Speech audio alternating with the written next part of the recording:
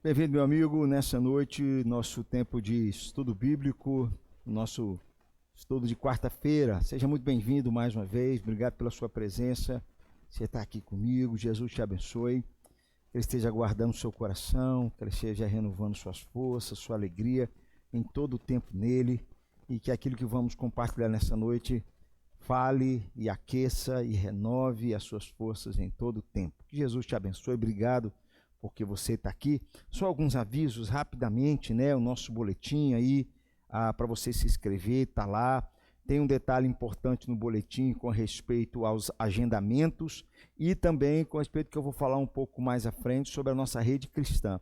Lembrando também da nossa série, que vamos continuar, uma nova igreja para os novos tempos, domingo à noite. Lembrando, reforçando, 10 e 19 horas, culto presencial e culto sendo transmitido pela internet juntos, e só 17, que é um culto presencial. Venha cá, participe com a gente, se você puder, estiver dentro ali daquelas condições que nos foram colocadas. Nossa rede cristã, catálogo de negócios, eu falei ontem, tá bacana demais, tá muito joia. Ana, Bernardo capricharam, Carol, Camila, ficou joia. Louvado seja Deus, quero agradecer aqui a essa turminha que trabalhou afincamente. Entre lá no catálogo, dê uma olhadinha para você ver. Você vai poder compartilhar esse catálogo com várias pessoas, compartilhar, enviar, a maneira de estarmos abençoando quem tem negócios na nossa igreja, quem precisar de algum tipo de serviço, está ali, mas está muito bem feito, tá bom? O nosso catálogo da nossa rede cristã. Salmo 110, versículos 1 a verso de número 7, eu quero ler com você, e aí nós vamos dar a introdução ao nosso tema dessa noite. Vamos ler aqui. Disse o Senhor ao meu Senhor: assenta-te à minha direita, até que eu ponha os teus inimigos debaixo dos teus pés. O Senhor enviará de Sião o cetro de seu poder, dizendo: domina entre os teus inimigos. Apresentar-se-á voluntariamente o teu povo, no dia do teu poder, com santos ornamentos, como o orvalho emergindo da aurora, serão os teus jovens. O Senhor jurou e não se arrependerá.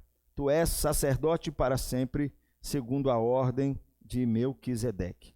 O Senhor à tua direita, no dia da tua ira, esmagará os reis. Ele julga entre as nações, enche-as de cadáveres, esmagará cabeças por toda a terra. De caminho, bebe na torrente e passa de cabeça erguida. Disse o Senhor ao meu Senhor: assenta-te à minha direita, até que eu ponha teus inimigos debaixo dos meus pés. Hoje eu quero falar sobre um dos temas mais lindos e profundos das Escrituras, que é sobre a doutrina da Trindade. Eu quero convidar você para você estar aqui comigo. E esse texto é um dos que usamos, que a Bíblia diz de forma clara, apontando que existe mais alguém, existe mais de um Deus ali, apesar de crermos que há um só Deus. Quero convidar nesse momento para orarmos juntos. Você aí onde está, a sua casa, ore, filho, ore, ore. Clame a Deus. É tempo de fazermos isso, enquanto o João solta para a gente aqui um áudio, por favor.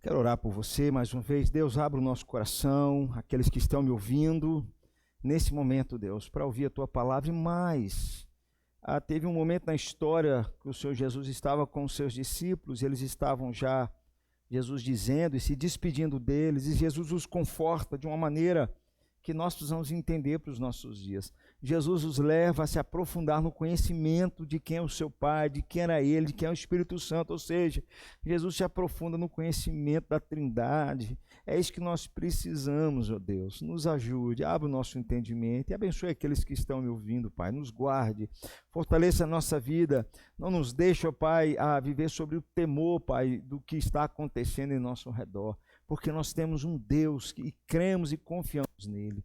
Obrigado por tudo, Pai. Fique conosco nessa noite, no nome de Jesus. Amém e amém. Quero convidar você a cantar comigo, grande é o Senhor e muito digno de louvor. Louvamos a Deus com esse cântico que fala que o nosso Deus, como Ele é grande, merece o nosso louvor e a nossa vida como expressão de adoração a Ele nesse momento. Vamos cantar nesse instante.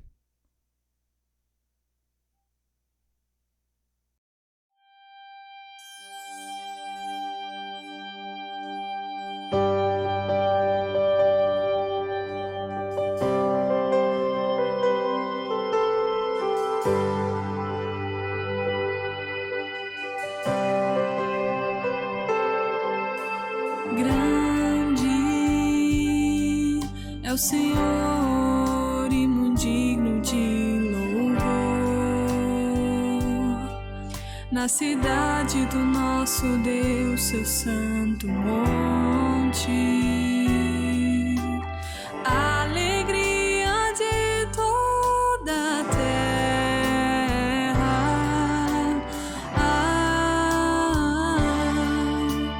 grande é o Senhor em quem nós temos a vitória e que nos ajuda contra o inimigo. Por isso diante dele nos prostramos,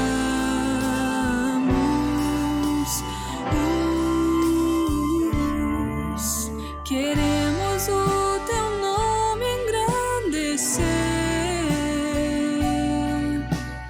e agradecer-te por tua obra em nossas vidas.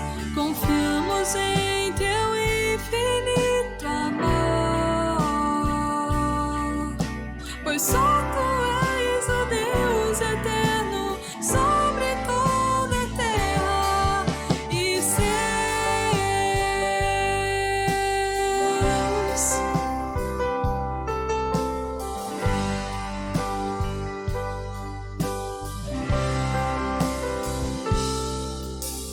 Grande é o Senhor e muito digno de louvor, na cidade do nosso Deus, seu santo monte, a alegria de toda a terra,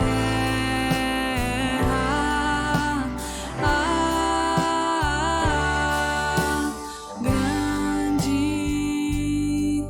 é o Senhor em quem nós temos a vitória e que nos ajuda contra o inimigo. Por isso diante dele nos prostramos,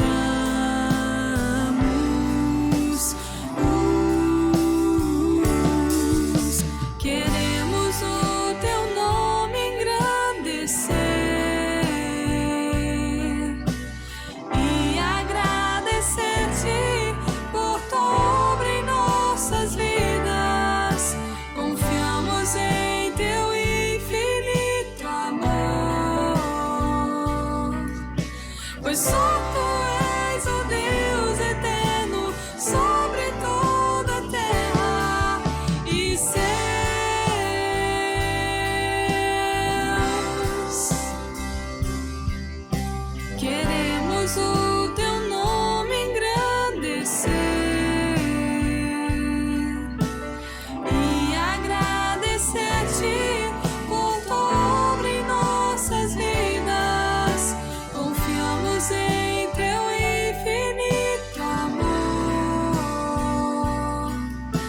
pois só tu és o Deus eterno sobre toda a terra e céus.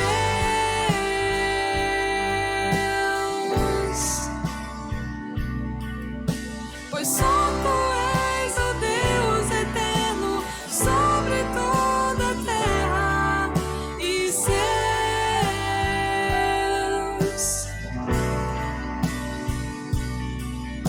Pois só tu és o Deus eterno sobre toda a terra e céus.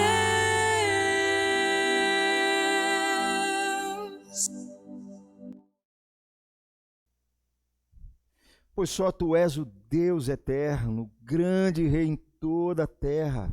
Louvado seja o nome do nosso Deus. Como é bom quando nós abrimos a nossa boca para louvá-lo. Melhor ainda, quando nós queremos conhecer ainda mais o nosso amado. É a minha proposta nessa noite, falando sobre as doutrinas da fé cristã, porque não dá para você ter um relacionamento pessoal com Deus sem conhecer a doutrina. Aproveito esse momento, envie esse link para alguém, meu amigo.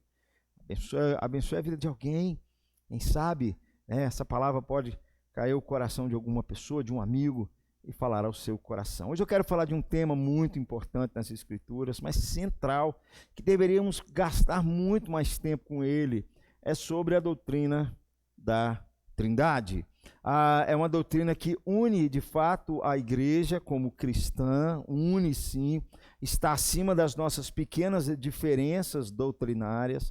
É ela que faz com que nós possamos estender as mãos também àqueles que reconhecemos como parte da igreja do Senhor Jesus Cristo. O apóstolo Paulo, escrevendo no capítulo 4 de Efésios, versículos 4 a 6, ele disse assim: há um só corpo e um só espírito, como também fostes chamados numa só esperança da vossa vocação. Há um só Senhor, uma só fé, um só batismo, um só Deus e Pai de todos, o qual é sobre todos, age por meio de todos e está em todos. Nesse texto a gente já vê de forma clara Paulo fazendo referência aqui a mais de uma pessoa sobre Deus, se referindo a ele como Senhor, se referindo a ele aqui como Espírito, dizendo que há mais de uma pessoa. A Bíblia, meus amigos, a Bíblia ensina que embora Deus seja uno, ele subsiste em três pessoas chamadas Pai, Filho e Espírito Santo. Essas são três pessoas no sentido corrente da palavra. Tampouco são três indivíduos. Ao contrário, são três modos ou formas de existência do ser divino. São três pessoas, no sentido corrente da nossa palavra, como nós conhecemos pessoa. Mas não são três indivíduos, no sentido de que eles sejam diferentes, porque eles compartilham consigo a mesma existência do ser de Deus, do ser divino. Ao mesmo tempo, a natureza é tal, a sua natureza é tal, que é possível entrar em relações pessoais. Fantástico, tanto o Pai, quanto o Filho, quanto o Espírito Santo. O Pai pode falar ao Filho, o Filho, vice-versa, falar ao Pai. E ambas as pessoas podem enviar o Espírito Santo. É isso que cremos, queridos, como na nossa introdução sobre esse tema tão importante, que deveríamos nos colocar de joelhos diante desse Deus tão maravilhoso. Como eu disse antes, foi dessa forma que Jesus consolou os seus discípulos, foi dessa forma que a unidade da igreja se fortaleceu para distinguir aqueles que não eram a igreja do Senhor Jesus Cristo. É dessa forma que a Trindade trabalha em todos os aspectos da regeneração, na conversão de uma pessoa, trabalhou na criação. É fundamental isso para a nossa fé, queridos. O verdadeiro mistério da Trindade, queridos, consiste aqui para nós no fato de que cada uma das três pessoas possui a soma total da essência divina, e que esta não existe separadamente ou fora das pessoas. Ou seja, o que ele quer dizer aqui é o seguinte com essa frase, Cada uma das três pessoas possui a soma total da essência divina. Eu falei na quarta-feira passada sobre os atributos de Deus. Esses atributos estão no Pai, estão no Espírito Santo.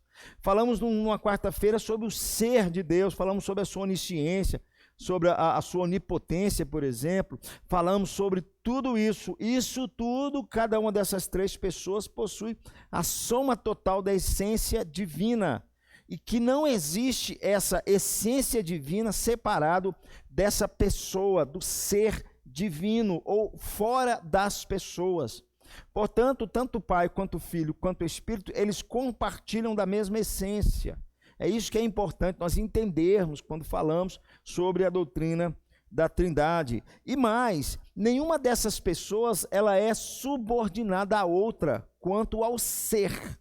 Quanto ao ser, não existe o ser, o Pai, maior do que o ser, o Filho, como essência. Não há isso. O que nós encontramos nas Escrituras é, na ordem de sua existência, o Pai vem primeiro, no sentido de que o Filho seja segundo e o Espírito Santo o terceiro. Nós aprendemos isso, que o Filho se submete ao Pai, mas em termos de ser, em termos de essência, o Pai, o Filho e o Espírito Santo, nenhum deles é subordinado ao outro. E aqui eu quero pontuar com você com umas provas bíblicas, primeiro do Antigo Testamento, sobre o Deus que existe em mais o Deus que indica que em Deus existe mais de uma pessoa. A primeira coisa que nós vamos encontrar é que Deus, quando fala de si mesmo no Velho Testamento, encontramos alguns textos que ele fala de si mesmo no plural. Olha comigo Gênesis 1, 26. Olha que coisa interessante. Ó. Também disse Deus, façamos o homem. Existe mais de uma pessoa aqui fazendo. A nossa imagem, plural, conforme a nossa semelhança, no plural, ok? Outros textos que tratam sobre isso, Gênesis ainda, no capítulo 11, verso 7, vinde, desçamos, plural, confundamos ali a sua linguagem, é Deus falando, existe mais de uma pessoa no ser de Deus aqui, que está falando aqui para nós. Esse texto é usado no plural. São algumas provas que Deus fala de si mesmo no plural. Outra coisa interessante que podemos pensar é quando a Bíblia se refere, por exemplo, sobre o anjo do Senhor. O anjo do Senhor nos é apresentado como sendo uma pessoa divina, e igualmente o Espírito Santo nos é apresentado como uma pessoa distinta. Veja comigo alguns textos, olha só. Gênesis 16, versículos 7 e 3, diz assim: tendo achado o anjo do Senhor junto a uma fonte de água, ou seja, está se referindo ao anjo aqui, no deserto, junto à fonte, no caminho de Sur, verso 13. Então ela invocou o nome do Senhor que lhe falava. Tu és Deus que vê. Quando olha para o anjo diz a Sara que ela teria filhos, certo? E aqui ela diz assim: tu és Deus que vê, pois disse ela, não olhei eu neste lugar para aquele que me vê? Então aqui o anjo do Senhor nos é apresentado como uma pessoa divina. Outro texto que nos ajuda sobre isso ainda em Gênesis 18, versículos 12 e 13. Apareceu o Senhor a Abraão nos carvalhais de Manre, quando ele estava assentado à entrada da tenda, no maior calor do dia. Riu-se, pois, Sara no seu íntimo, dizendo consigo mesma: depois de velha e velho, também o meu Senhor terei ainda prazer. Só fazer uma correção, o texto anterior se refere a Agar e não a Sara. Esse texto que se refere a Sara. Depois de velho e velha, também o meu Senhor terei ainda prazer. Verso 13, disse o Senhor a Abraão: por que se riu Sara? Disse o Senhor a Abraão. E aqui antes começa a dizer que apareceu o Senhor. E aqui no verso 13 diz: o Senhor disse a Abraão. Então são textos que mostram para nós que o anjo do Senhor nos é apresentado como uma pessoa divina. Mais um texto que nos ajuda sobre isso. Aqui, como eu disse antes, o Espírito Santo nos é apresentado aqui como uma pessoa distinta. Veja dois textos aqui, Isaías 48, verso 16. Chegai-vos a mim e ouvi isto. Não falei em segredo desde o princípio, desde o tempo em que isto vem acontecendo? Tenho estado lá, Deus se referindo a ele, a sua pessoa. Agora o Senhor Deus me enviou a mim e o seu Espírito. Ou seja, é uma pessoa que ele está se referindo distinta do próprio ser, com certeza que se refere a Deus Pai, aqui a Yahvé, mas se refere aqui a Deus Pai. Outro texto, Isaías 63, verso 10. Mas eles foram rebeldes e contristaram seu Espírito Santo, pelo que se lhes tornou em inimigo, e ele mesmo pelejou contra eles. Mostrando para nós aqui que o Espírito Santo, eu vou falar mais à frente, tem sentimentos, mas aqui está se referindo a ele como uma pessoa distinta, ou seja, como o texto lá de Gênesis capítulo 1, logo no início, há mais de uma pessoa criando, há mais de uma pessoa fazendo, há mais de um Deus que está fazendo ali, não que existem deuses, mas existe mais de uma pessoa ali criando todas as coisas. Deus também fala e menciona as outras pessoas. Olha Salmos 110, versículos 1 e 2. Disse o Senhor ao meu Senhor, disse Yahvé a Adonai, assenta-te à minha direita, até que eu ponha os teus inimigos debaixo dos teus pés. O Senhor enviará de Sião cetro seu poder, dizendo, domina entre os teus inimigos. Então tem mais alguém aqui que está realmente junto, criando aqui também. Outro texto que nós encontramos, Isaías 61, verso 1. O Espírito do Senhor Deus está sobre mim, porque o Senhor me ungiu para pregar boas novas aos quebrantados, enviou-me a curar os quebrantados de coração e a proclamar libertação aos cativos e pôr em liberdade os algemados. Quem está aqui, na verdade, usando esse texto no Novo Testamento, é o nosso Senhor Jesus, se referindo a ele, dizendo que o Espírito do Senhor, essa pessoa, né, diferente dele, está sobre ele. Então, aqui, esse texto é usado pelo próprio Senhor Jesus, como nós vamos ver mais à frente. Quem fala, por exemplo, é o Messias, que menciona Deus e o Espírito Santo. Olha aqui comigo, como isso aqui é importante, Isaías 63, 9 e 10. Em toda a angústia deles, foi ele angustiado, e o anjo da sua presença os salvou, pelo seu amor e pela sua compaixão. Ele os remiu, os tomou e os conduziu todos os dias da antiguidade. Mas eles foram rebeldes e contristaram o seu Espírito Santo, pelo que se lhes tornou inimigo, e ele mesmo pelejou contra ele. Quem fala aqui é o Messias, que menciona tanto Deus e o Espírito Santo. E no Novo Testamento, de forma muito mais clara, apresenta isso para nós com provas muito mais concretas. Enquanto que no Velho Testamento ainda está um pouco na penumbra, na sombra, mas que temos noções claras, confirmadas, o Novo Testamento vai confirmar sobre isso, de que há mais de uma pessoa no ser de Deus, há mais de um criando, há mais de um a qual a Bíblia faz referência sobre ele. Nós não cremos que sejam deuses, mas a Bíblia fala que há um só Deus, esse é o Shema, Isaías, Deuteronômio capítulo 6, há um só Senhor, Paulo confirma isso, né? Não existe outro Deus além do nosso Deus, o único Deus, mas no ser de Deus existem três pessoas que compartilham da mesma essência, das mesmas características, dos mesmos atributos. É isso que nós entendemos. No Novo Testamento está mais claro. Vai dizer para nós que o Pai, por exemplo, encontramos formas mais contundentes. O Pai envia o seu Filho ao mundo e o Filho envia o Espírito Santo. João 14, 25, 26. Isso vos tenho dito, estando ainda convosco, mas o Consolador, o Espírito Santo, a quem o Pai enviará em meu nome, esse vos ensinará todas as coisas e vos fará lembrar de tudo o que vos tenho dito. Perceba aqui, meus irmãos, Jesus está se referindo ao Espírito Santo, aqui, isso eu vos tenho dito, estando ainda convosco, mas o Consolador, o Espírito Santo, Jesus vai se referir a outro texto, que ele é o Consolador, o Espírito Santo é o outro Consolador, a quem o Pai enviará. Então o Pai vai enviar o Espírito Santo, em meu nome, e ele vos ensinará todas as coisas, e vos fará lembrar de tudo o que eu vos tenho dito, nosso Senhor Jesus.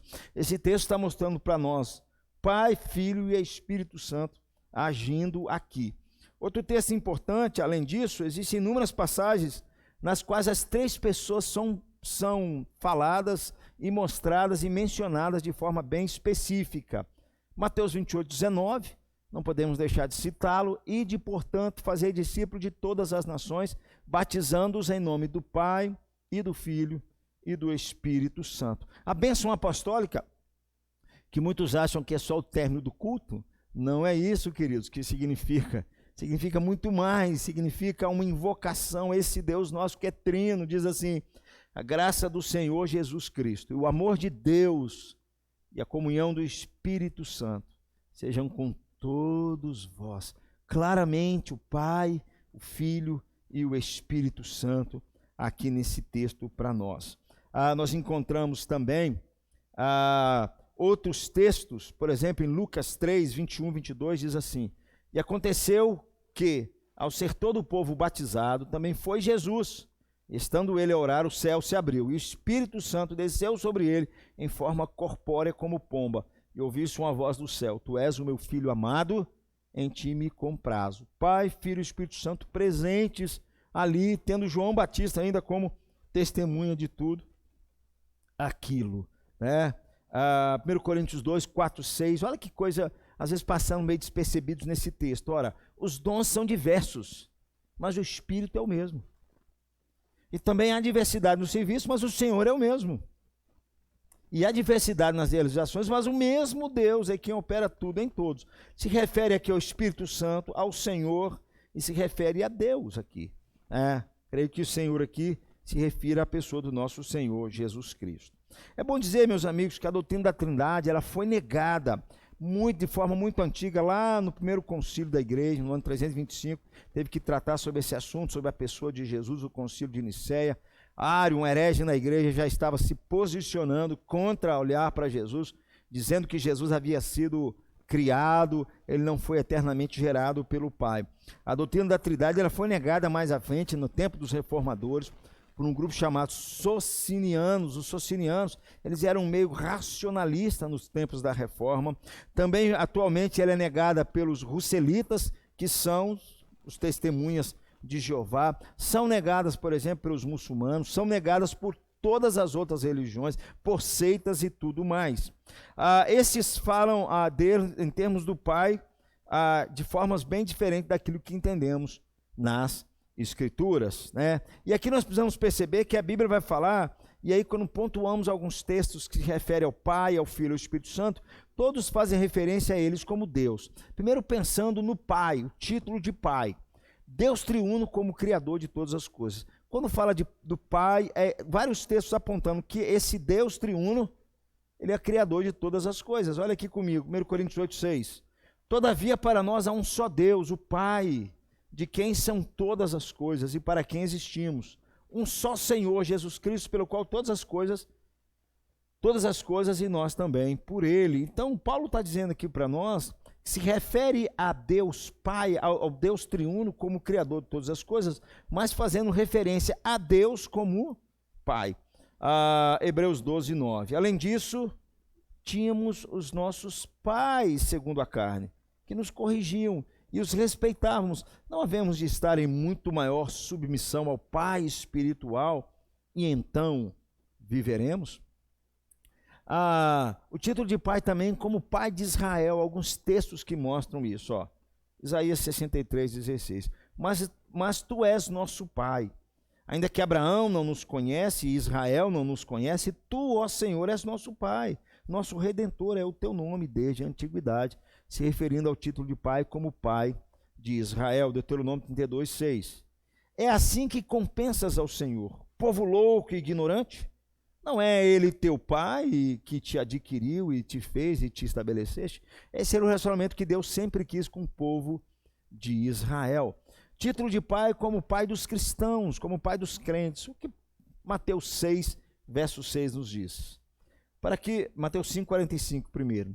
Para que vos torneis filhos do vosso Pai celeste, porque Ele faz nascer o seu sol sobre maus e bons, e vir chuvas sobre ricos, sobre justos e injustos. Mateus 6, verso 6. Tu, porém, quando orares, entra no teu quarto, e fechada a tua porta, Orarás a quem? A teu pai, que aonde que estás em secreto, e teu pai que vem em secreto te recompensará.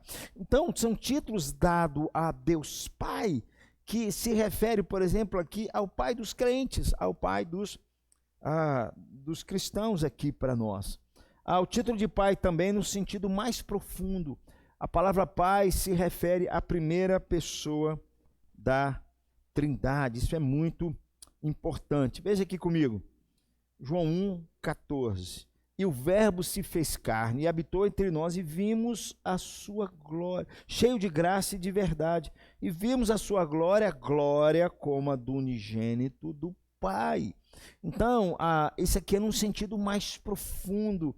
O Pai sendo referido nas Escrituras aqui como a primeira pessoa da Trindade, e é por isso que ele recebe esse título de Pai, por causa da sua relação com Jesus, com o seu Filho. Por isso que é num sentido mais profundo aqui para nós, tá bom?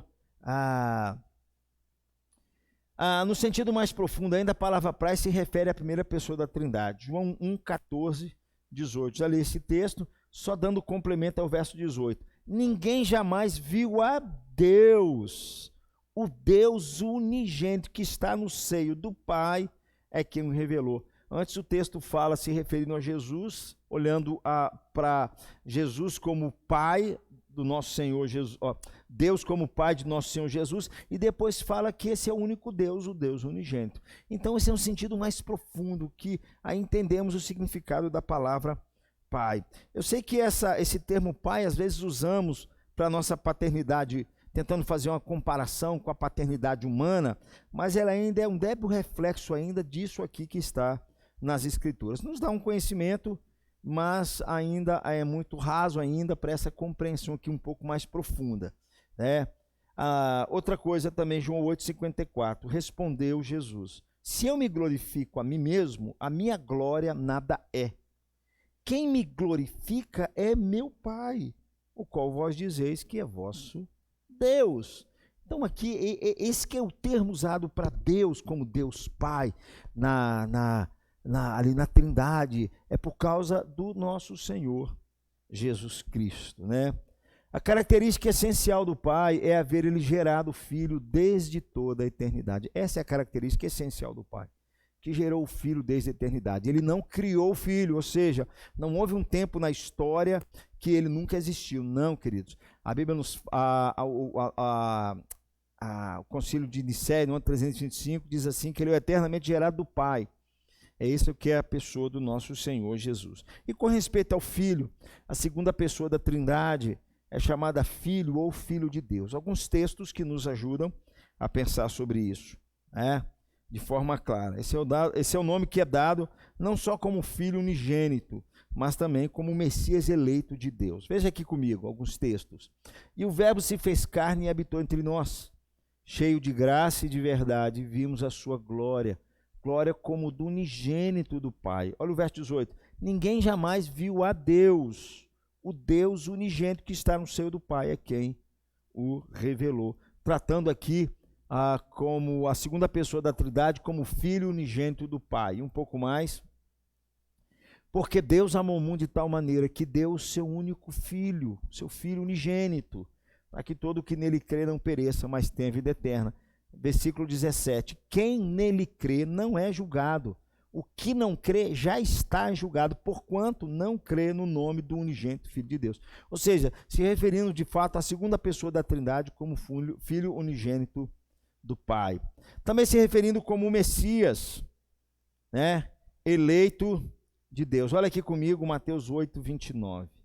E eis que gritaram, que temos nós contigo, ó Filho de Deus, vieste aqui atormentar-nos antes do tempo, o endemoniado de Gadara, olhando para Jesus e de fato gritando, ó Filho de Deus, trazendo a ideia de Messias, de fato, como eleito de Deus para nós. Nós temos aí na segunda pessoa da Trindade, João 1,49, então exclamou Natanael, mestre, tu és o Filho de Deus, tu és o Rei de Israel. Isso para um judeu afirmar isso é um negócio complicado. E aqui nós percebemos Natanael olhando para Jesus, dizendo: tu és o Filho de Deus, tu és o Rei de Israel. Aqui. Então a característica essencial do Filho é haver ele gerado, ter sido gerado do Pai desde toda a eternidade. Essa é a característica essencial do Filho acima de tudo o mais. Tá bom, meus amigos? Alguns textos que provam isso, rapidamente. Salmo 2:7. Proclamarei o decreto do Senhor. Ele me disse: tu és o meu filho, eu hoje te gerei. Tá? Atos 13:33. Como Deus a cumpriu plenamente a nós, seus filhos, ressuscitando a Jesus, como também está escrito no Salmo 2, tu és meu filho, eu hoje te gerei. Perceba aqui que quando os apóstolos utilizam o mesmo texto de Salmo 2, verso 7, eles fazem clara referência a Jesus Cristo, ressuscitando a Jesus, como também está escrito, tu és meu filho. Enquanto no texto diz, tu és meu filho, se referindo a uma pessoa, aqui os apóstolos não têm dificuldade alguma de apontar essa pessoa dizendo que é o Senhor Jesus Cristo. O Filho de Deus é o mediador da criação. Ele estava também criando, e não só criando, mas sustentando tudo. Veja comigo João 1, 3 e verso 10. Todas as coisas foram feitas por intermédio dele, de Jesus, e sem ele, Jesus, nada do que foi feito se fez. O Verbo estava no mundo, e o mundo foi feito por intermédio dele, mas o mundo não o conheceu. Bom, muito importante isso aqui. O Filho de Deus ainda como mediador da criação, Hebreus 1, versículos 2 e 3. Olha só que coisa linda. Nesses últimos dias nos falou pelo Filho, a quem constituiu herdeiro de todas as coisas, pelo qual também o Filho fez o universo. Ele, o Filho, que é o resplendor da glória e a expressão exata do seu ser, sustentando todas as coisas pela palavra do seu poder, depois de ter feito a purificação dos pecados, assentou-se à direita da majestade nas alturas. Meus amigos, não dá para se aproximar de Jesus de qualquer maneira, não dá para a gente falar no nome dele, não dá para olhar textos bíblicos, não dá para a gente orar, se nós não temos essa clara definição na nossa frente, de que Jesus, ele sustenta todas as coisas, ele é o resplendor da glória e a expressão exata de Deus, do seu ser, e ele sustenta tudo, queridos, nos leva a colocar de joelhos diante do nosso Senhor Jesus Cristo, bem como Jesus também é o mediador da obra, o Filho de Deus é o mediador da obra redentora, Efésios 1, 5 a 7. Nos predestinou para ele, para a adoção de filhos por meio de Jesus Cristo, segundo o beneplácito da sua vontade, para o louvor da glória de sua graça, que nele nos concedeu gratuitamente no amado, no qual temos a redenção em Cristo, pelo seu sangue, a remissão dos pecados, segundo a riqueza de sua graça. Então aqui Paulo vai dizer, no capítulo 1, a partir do verso número 3 até o verso 11, falando claramente sobre o Pai, o Filho e o Espírito Santo, mas aqui vai dizer que o Filho de Deus é de fato o mediador da obra redentora. E o Espírito Santo, queridos? O Espírito Santo, a Bíblia fala dele como uma pessoa. O Espírito Santo, como o Léa falou domingo de manhã, não é uma força. O Espírito Santo não é algo impessoal, não, queridos, ele é uma pessoa. E nós sabemos que várias seitas negam isso de forma muito clara. Muitos acham que o Espírito Santo é um poder. Não, queridos, o Espírito Santo é uma pessoa. O Espírito Santo é Deus também. Ele não é uma influência divina. Não, queridos, ele é o próprio Deus também. E a Bíblia fala dele como uma pessoa. Vamos ver alguns textos aqui para nós? João 14, verso 16 e 17. E eu rogarei ao Pai, e ele vos dará outro consolador. A palavra outro aqui no grego significa outro da mesma essência, não outro diferente de mim. Jesus dizendo, vai enviar o outro que é da mesma essência que eu sou, a fim de que esteja para sempre convosco o Espírito da verdade. Que é importante esses artigos, que não são artigos, se referem a artigo definido, e não artigo que se refere a coisas, mas sim se referindo à pessoa, que o mundo não pode receber, porque não o vê nem o conhece, vós o conheceis, porque ele habita convosco e estará em vós. Evangelho de João, 14, verso 26, diz assim: Mas o Consolador, o Espírito Santo, mais uma vez, o Espírito Santo, não um Espírito, mas o como uma única pessoa, como um ser, a quem o Pai enviará em meu nome, ele vos ensinará todas as coisas e vos fará lembrar tudo o que vos tenho dito. Aqui já mostra que o Espírito Santo, ele ensina. É isso que ele haveria de fazer para com a vida da igreja. Outro texto para nós que nós temos aqui, é quando se refere ainda ao Espírito Santo, 16, verso 13. Quando vier, porém, o Espírito da verdade, ele vos guiará a toda a verdade. Não pode ser uma força, aqui vos guiará, porque não falará por mim mesmo, mas dirá tudo o que tiver ouvido e vos anunciará todas as coisas que hão de vir. Eu amo esse texto, queridos, porque às vezes no seio da igreja existe um erro muito grande em jogar luz sobre o Espírito Santo. Não, queridos, o papel do Espírito Santo é jogar luz sobre a obra de Cristo, porque ele diz, ele me glorificará. Esse é o papel do Espírito Santo, jogar luz sobre a obra do nosso Senhor Jesus Cristo e não sobre si mesmo. Há um grande problema, às vezes, no seio da igreja, quando temos essas distorções aqui. Não que o Espírito Santo não esteja agindo, não que o Espírito Santo não deva ser reconhecido como Deus, mas aqui já mostra para nós de forma clara o que ele haveria de fazer também. Romanos 8, 26. Também o Espírito semelhantemente nos assiste em nossa fraqueza, porque não sabemos orar como convém. Mas o mesmo Espírito intercede por nós sob maneira, com gemidos inexprimíveis. O que eu quero dizer aqui, queridos, para nós, de forma bem resumida nesse texto também, que o Espírito Santo ele tem inteligência. Já lemos esse texto aqui, o Espírito Santo, João 14, 26, ele tem inteligência. Que o Espírito Santo ele tem emoção, Isaías 63, verso 10, nós podemos entristecê-lo com as nossas falhas, com os nossos pecados, olha só, mas eles foram rebeldes e contristaram o seu Espírito Santo, ou seja, fizeram o Espírito Santo entristecer, pelo que se lhe tornou em inimigo e ele mesmo pelejou contra eles. O Espírito Santo não pode ser uma força porque ele se entristece, isso é característica de uma pessoa. Outra coisa, o Espírito Santo ele tem também não só emoção, mas ele tem também vontade. Atos 16, 7. Defrontando Mísia, tentaram ir para a Bitina, mas quem os impediu? O Espírito Santo, o Espírito de Jesus não o permitiu, mostrando que ele também tem vontade também, meus amigos, né? Então, o que a Bíblia vai dizer sobre o Espírito Santo é que o Espírito Santo fala, sonda, testifica, ordena, disputa, intercede, se entristece, tem emoções, tem vontades. Isso não é característica de uma pedra, isso não é característica de um vento, isso não é característica de um poder, isso é característica de uma pessoa, queridos.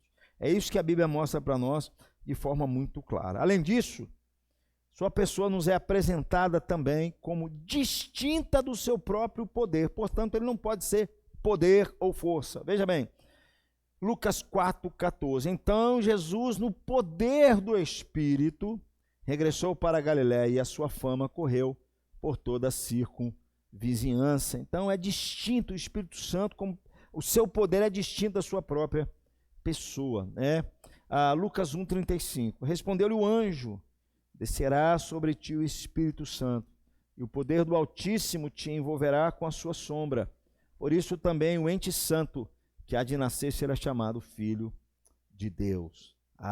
Atos 10, 38. Como Deus ungiu a Jesus de Nazaré, com o Espírito Santo e com poder. Aqui seria uma tremenda redundância, o autor dizendo, o Espírito Santo aqui é poder, né? O Espírito Santo e com poder, mostrando para nós de que, de fato, o Espírito Santo nos é apresentado como distinto do seu poder. Andou por toda parte, fazendo bem e curando todas as sortes de enfermos. A característica essencial, queridos, do Espírito Santo é proceder do Pai e do Filho por expiração. Ou seja, falamos da característica essencial do Pai, falamos da característica essencial do Filho, que o Pai é o que gera, o Filho é eternamente gerado pelo Pai, o Pai é que gera o Filho eternamente na eternidade, e aqui o Espírito Santo ele procede tanto do Pai quanto do Filho. Essa é a declaração do ano 326, quando a igreja tem que lutar, um pouco mais para frente, né? 381, quando a igreja tem que lutar com essas questões de heresias no seu meio aqui, né? Então, a característica essencial do Espírito Santo. A obra do Espírito Santo, queridos, antes de tudo, é completar a obra da criação e da redenção. Porque Jesus está dizendo, ó, ele vai vir, ele vai guiar vocês, ele vai iluminar o coração de vocês, ele vai falar de mim para vocês. Esse é o papel da obra do Espírito Santo. Também na criação, lá em Gênesis, né, o Espírito de Deus parava sobre a face do abismo, certo? Vamos ver alguns textos. Efésios 2, 22.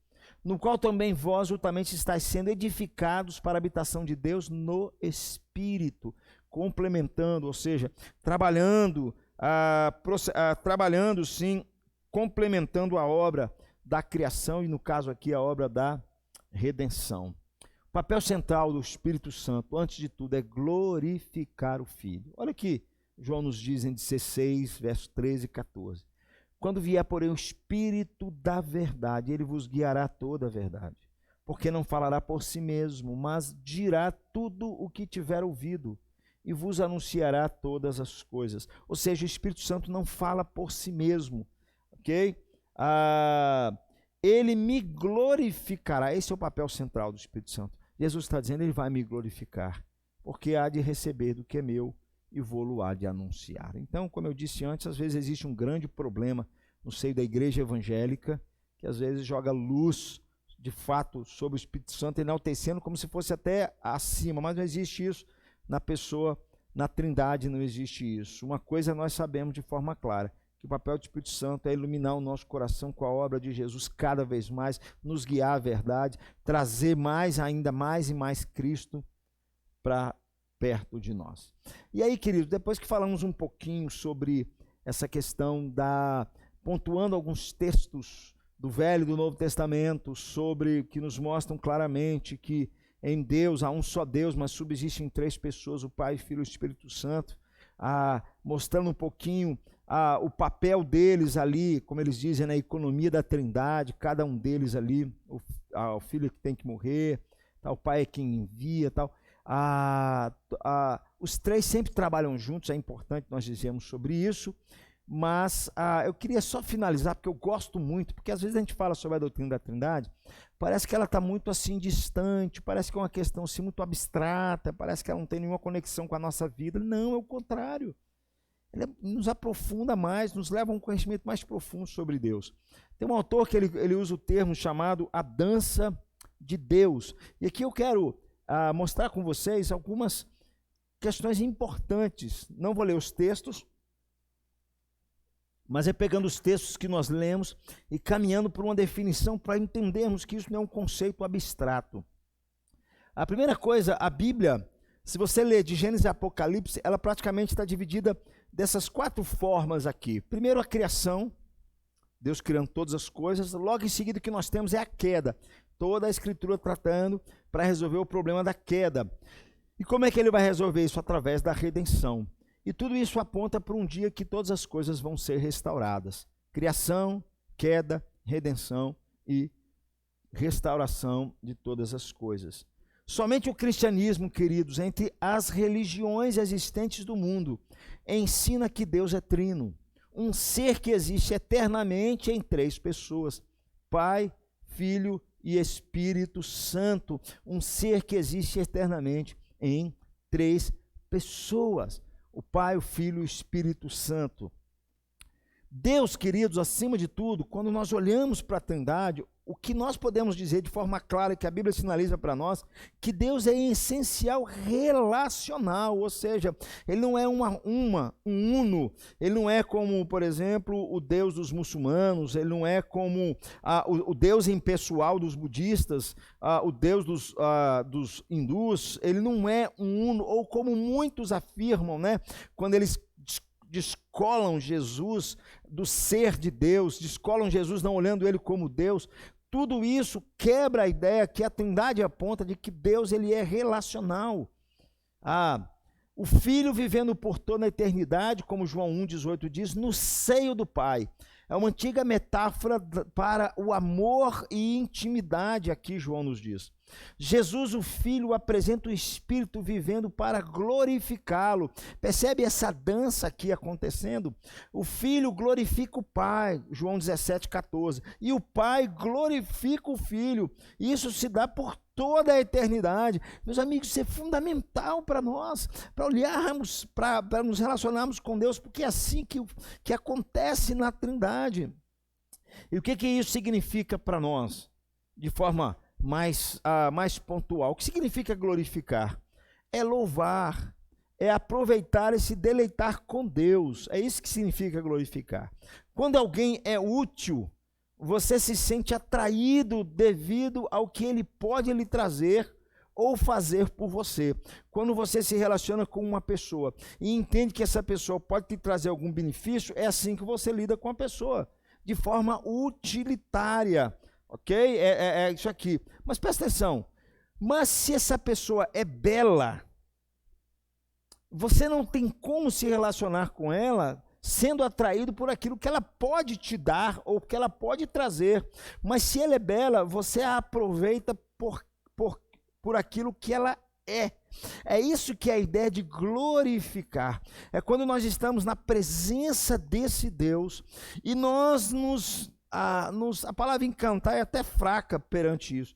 Nós assim perdemos o fôlego, perdemos a voz quando estamos diante dele. É isso que é a ideia de glorificar, é louvar, é se deleitar nele. É isso que Deus, quando fala, a Bíblia fala que Deus é trino, que nos chama.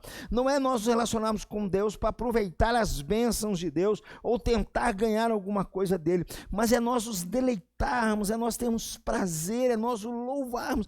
E isso Paulo fala em Efésios capítulo 1, para o louvor da sua glória, queridos. É esse tipo de intimidade que Deus está chamando a igreja para fazer, porque Deus é uma comunidade, vive num ambiente relacional. Como é que é essa ideia da dança de Deus? Normalmente o autocentrismo é algo estático, é algo estacionário, quando a pessoa centraliza-se em si mesmo. Ou seja, nele exigimos que os outros orbitem em torno de nós. A ideia da Trindade quebra isso. A vida da Trindade se caracteriza não pelo autocentrismo. Não é o Pai simplesmente estático, não é o Pai simplesmente fazendo com que tudo gire em torno de si mesmo. Mas aqui é pelo amor mutuamente doado. É por isso que eu sempre falo, queridos, que Deus, quando Ele cria o mundo, quando Ele cria o cosmos, Ele não cria porque Ele está vazio, Ele cria porque Pai, Filho e Espírito Santo vivem glorificando um ao outro, porque eles estão transbordando. É isso que acontece, porque eles não se centralizam em si mesmos. Pelo contrário, é um amor mutuamente doado. Nenhum ser da Trindade exige que as outras girem em torno de si.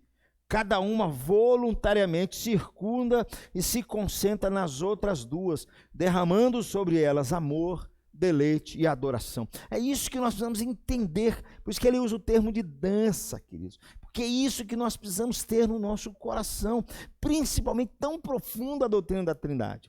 No cristianismo, Deus não é algo impessoal. Essa é a grande questão que nós temos quando você separa, seja o ateísmo ou seja as religiões que vê Deus como uno ou vê Deus de forma impessoal. O grande problema está aqui, que o cristianismo não é algo impessoal, nem um objeto estático, nem mesmo uma única pessoa, mas uma atividade dinâmica, pulsante, uma vida, um tipo de drama, quase se você... me desculpar a irreverência, um tipo de dança. Essa é uma expressão do C.S. Lewis. Ali é algo tão dinâmico, a sua atividade entre eles pulsante. É assim que a Trindade está consigo mesmo, queridos. Mas e se Deus existir?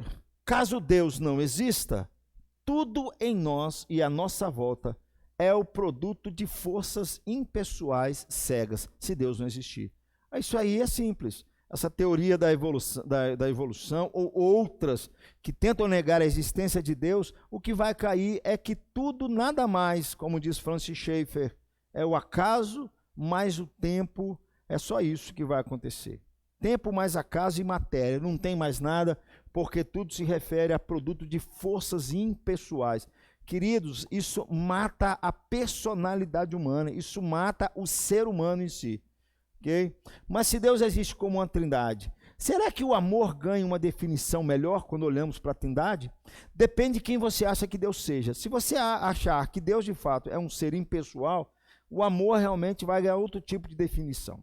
Por isso que eu sempre falo que, por exemplo, quando você olha o Deus dos muçulmanos, ele é força, ele é poder, mas ele não é amor, porque ele é só um. Se Deus fosse unipessoal, antes de criar outros seres, não haveria amor, já que amor é algo que alguém sente por outrem. Como eu disse antes, Pai, Filho e Espírito Santo, eles não centralizam em si mesmos, mas eles se centralizam no outro, eles doam-se a si mesmos de forma voluntária, demonstrando amor e glorificando uns aos outros. Isso significa que um Deus unipessoal representa poder, soberania, grandeza por toda a eternidade, mas nunca representa amor. Isso é fantástico, queridos. Se você conversar com qualquer pessoa que nega a doutrina da Trindade, qualquer pessoa que não consegue relacionar-se com Deus olhando assim para ele, vai ter muita dificuldade nesse quesito aqui, que é o amor. A Bíblia fala que Deus é amor. Deus realmente possui como essência o amor. Se ele fosse apenas um, não poderia amar por toda a eternidade. Se fosse apenas o todo alma impessoal do pensamento oriental, não poderia amar, pois o amor é um sentimento próprio dos seres. Caminhando aqui para o final, meus amigos. A realidade suprema, queridos, é uma comunidade de indivíduos que se conhecem e se amam. Se privilegiar o dinheiro, o poder e a realização em detrimento dos relacionamentos humanos, você irá colidir com uma rocha de realidades. Acreditamos que o mundo foi criado por um Deus que é uma comunidade de pessoas que têm amado umas às outras por toda a eternidade. Você foi criado para dar e receber amor altruísta, dirigido ao outro. O autocentrismo destrói o tecido daquilo que Deus criou, né? A gente percebe a nossa sociedade como uma sociedade que fortalece a ideia de tudo girar na própria pessoa. Eu até falei isso ontem. Essa ideia é muito centralizada no meu eu e tudo mais em volta de mim mesmo, né? Então, queridos, pensando sobre, finalizando esse tema sobre a doutrina da Trindade, é algo tão profundo, tão belo. E aí nós começamos a entender, por exemplo, por que para Jesus a sua morte foi algo tão, mas tão doloroso, extremamente doloroso. Jesus, em João 17, ele faz uma oração dizendo assim: Pai, glorifica-me com a glória que eu tive contigo antes que houvesse mundo. E Jesus, quando ele é abandonado pelo Pai, a maior dor que ele tem por causa dessa quebra desse relacionamento que está tendo ali na cruz. Um amor tão profundo pela humanidade, tão profundo, algo inimaginável, algo que vinha desde a eternidade, uma amizade profunda desde a eternidade. Mas por causa de mim e de você, naquele momento, ele perde isso para que nós pudéssemos ser aceitos e sermos perdoados e entrarmos nesse relacionamento de amor com ele e entendermos que de fato esse é o nosso chamado como cristãos, amar a Deus acima de tudo e amar o próximo como a nós mesmos. Por isso que a doutrina da Trindade, ela é extremamente importante, ela não é algo abstrato, ela é algo que faz todo sentido para a nossa fé, para a nossa vida, para os nossos relacionamentos, para a vida como um todo, para a nossa compreensão do amor, para a nossa compreensão de quem é Deus. Portanto, queridos, é um dos temas mais importantes nas Escrituras, não descartando os demais, com certeza, mas é um tema fundamental, que deveria unir cada vez mais os crentes, a qual que creem dessa forma. Eu queria orar por você nesse momento, pedir que Deus abençoe sua casa, abençoe sua vida, que essa palavra tenha falado ao seu coração nessa noite, que Ele possa te fortalecer. E você, queridos, não esquecer disso. Quando você se colocar diante de Deus, saiba quem é esse Deus agora. Não é uma força impessoal, é um Deus trino, é um Deus que para te salvar, para te resgatar, é o Pai, o Filho e o Espírito Santo tendo que agir desde a criação, sustentando, cuidando de todas as coisas. Ele fez isso por amor, de fato, daqueles que não merecem. Vamos orar. Pai, muito obrigado, Deus, por essa palavra, que é a tua palavra, a palavra de Deus. Obrigado, Deus, porque eu sei que o Senhor é um Deus que tem quando olhamos para a doutrina da Trindade, entendemos ainda mais como é que o Senhor lida conosco, entendemos ainda mais quem é de fato o Senhor, entendemos o que é o amor de verdade, entendemos, ó Deus, que o Senhor nos chamou, na verdade, para um relacionamento, porque o Senhor vive nessa comunidade, não tem como nem nós vivermos sozinhos, se é impossível, porque isso faz parte da essência do ser de Deus e também faz parte de nossa essência, porque somos a imagem e a semelhança de Deus. Obrigado por tudo, Deus. Fique com aqueles que estão me ouvindo, os abençoe. E quando nós abrimos a palavra de Deus, quando nós louvarmos, quando nós cantarmos, saibamos profundamente que não é um conceito abstrato dizer que nós cremos na doutrina da Trindade. Pelo contrário, é nos aprofundar no conhecimento de quem é Deus. Fique conosco, Pai.